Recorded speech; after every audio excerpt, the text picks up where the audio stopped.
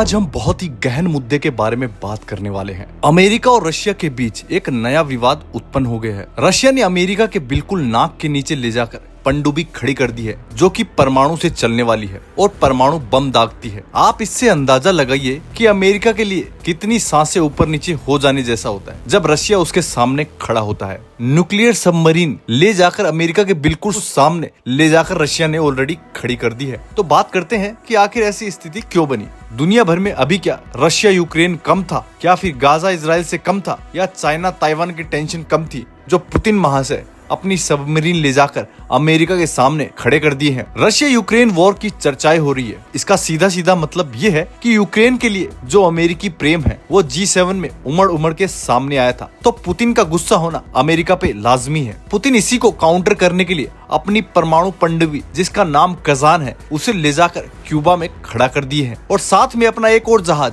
जिसका नाम फ्रिगेट है उसको भी क्यूबा में भेज दिया गया है। एडमिरल गोस्कोव, जो कि दुनिया में सबसे बेहतरीन युद्धक विमानों में से कंसीडर किया जाता है, उसको भी वहां पर भेज दिया गया है। बहुत सारी युद्ध की सामग्री क्यूबा के बंदरगाह पर पहुंच चुकी है। तो क्या तीसरा विश्व युद्ध होने के कगार पे है या फिर ऐसे ही कोई अफवाह है? चलिए हम जानते हैं पूरा मुद्दा। क्यूबा के पास इस तरह का जहाज और इस तरह की सबमरीन का पहुंचना, साथ ही साथ जो गोस्कोव यहाँ पर पहुंचा है, एडमिरल गोस्कोव, उसमें दुनिया की सबसे तेज चलने वाली मिसाइल जिरकॉन भी शामिल है। यानी एक प्रकार से ये समझकर चलिए रूस ने इस प्रकार का अपना बेड़ा यहाँ पर भेजा है कि अगर जरूरत पड़े तो यह अपने आप में काफी दिन तक युद्ध लड़ सकता है। हालांकि युद्ध लड़ने की आगाज के लिए एकदम अमेरिका के सामने रशिया मोर्चा खोल देगा, ये केवल कयास लगाए जा सकते हैं। लेकिन इस बारे में समझना आवश्यक है कि रूस जहां एक और यूक्रेनी फ्रंट पर युद्ध लड़ रहा है, वहीं दूसरी ओर अमेरिका को वहां जाकर उसी के देश में धमका रहा है कि अगर तुमने कुछ भी यूक्रेन के साथ ऐसा करने का प्रयास किया जो G7 में हुआ वो मेरे खिलाफ था, तो मैं तुम्हारे लिए बिल्कुल नुमाइश लगाकर बैठा हूँ। हवाना और मियामी आमने सामने है। ये अमेरिका का फ्लोरिडा है। ये दोनों एक दूसरे से 90 मील की दूरी पर स्थित है, और यहाँ ले जाकर अगर रशिया अपना मिसाइल सिस्टम खड़ा कर रहा है तो कुछ तो समझा रहा होगा बॉस। रूस के पास वर्तमान में दुनिया के महासागरों में अमेरिका से ज्यादा परमाणु पनडुब्बियां तैनात है। ये बयान अमेरिकी राष्ट्रपति डोनाल्ड ट्रंप की उस टिप्पणी के जवाब में आया है जिनमें उन्होंने 2 परमाणु पनडुब्बियों को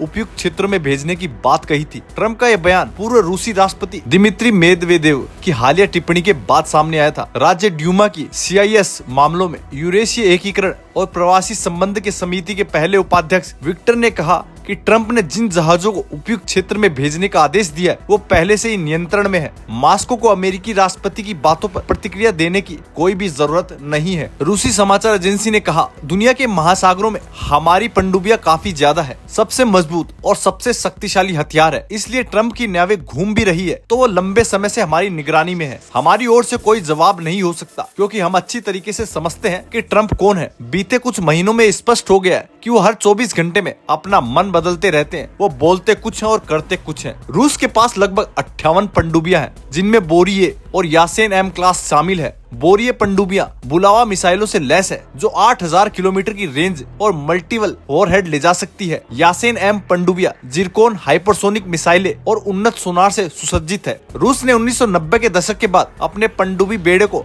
आधुनिक बनाया है और शेवमास शिपयार्ड प्रतिवर्ष 1-2 नई पनडुब्बियां बना रहा है। पनडुब्बियों की संख्या और वैश्विक तैनाती में अमेरिका से आगे है, लेकिन रूस की तकनीकी तेजी से उन्नत हो रही है। यासेन M पनडुब्बियां वर्जीनिया क्लास के बराबर मानी जाती है। रूस की डेड हेड प्रणाली ऑटोमेटिक न्यूक्लियर जवाबी हमले की क्षमता देती है जो सामरिक दृष्टिकोण से बड़ी ही डरावनी है। हालांकि अमेरिका की स्टील्थ और गठबंधन समर्थन इसे रणनीतिक बढ़त देते हैं। ट्रंप का ये कदम यूक्रेन युद्ध में रूस पर दबाव बनाने की रणनीति का हिस्सा है। मेदवेदेव ने ट्रंप के 10 दिवसीय युद्ध विराम अल्टीमेटम को युद्ध की ओर कदम करार दिया है। रूसी सांसद विक्टर ने दावा किया है कि रूस की पनडुब्बियां अमेरिकी पनडुब्बियों पर नजर रखे हुए है। ट्रंप की पनडुब्बियों की तैनाती का ऐलान रणनीतिक संदेश है जो रूस को चेतावनी देता है। अमेरिका की तकनीकी और संख्यात्मक श्रेष्ठता इसे समुद्र में और मजबूत बनाती है, लेकिन रूस की आधुनिकरण गति और परमाणु रणनीति अनदेखी नहीं की जा सकती। आपकी इस विचार के बारे में क्या राय है? अगर आपको भी ऐसा लगता है कि कहीं ना कहीं युद्ध का खतरा हो सकता है तो अपनी राय हमें कमेंट में जरूर बताएं। अगर आपको जानकारी अच्छी लगी